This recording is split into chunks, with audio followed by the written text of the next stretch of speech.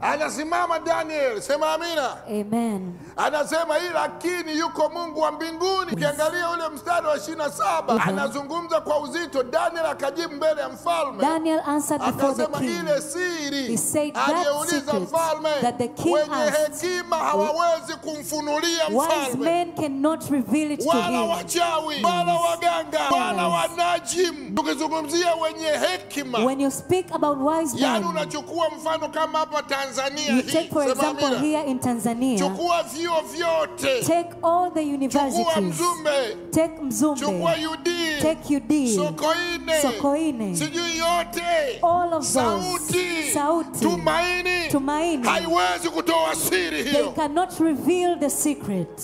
Watapandisha maruhani, watapandisha mashetani, lakini siri na Mungu Mwenyezi. The secret Na belongs hiyo to the Lord siri himself. Mungu anawafunulia And that watoto secret the wake Lord reveals to his ambao people wamemlingana yeye, who have wamemlingana walked yeye. together with Sema him. amina. Amen. Ndipo Daniel akasema That is when Daniel hiyo said, siri hakuna mtu anayejua. that secret there is Hao no wenye man that hekima knows. wote No hawataiweza wise man knows kumfunulia to mfalme, reveal to the wala king. wachawi. No witch Hao wewe doctors. ambao unawaheshimu No, the people na who you kwenda kwenye respect. miungu yao hawawezi kutoa jibu kwa ajili ya taifa. They cannot give Wala answers for the nations. waganga No witch wanaokujaribu doctors kuletea mambo who fulani. try to bring Na second wala things to you. wanajim. Nor fortune tellers. Wanajim ni hawa watu wanatabiria watu ovyo, Fortune tellers are these people who tell people of ambao their future things, wanawasumbua watu, whom disturb people. na kwenye nchi nyingine wanawachanganya hata wanasiasa. And even other countries, they Hawawezi confuse kujua them siri politicians. They iliyojificha. do not know the secret that Hawawezi is kujua hidden. hiyo siri. They cannot know Hiyo it. siri na Mungu That Mwenyezi secret belongs to the Lord anaifafanua himself. kwenye ile sura mstari wa On 28. verse 28 he explains Anasema ya kwamba lakini yuko Mungu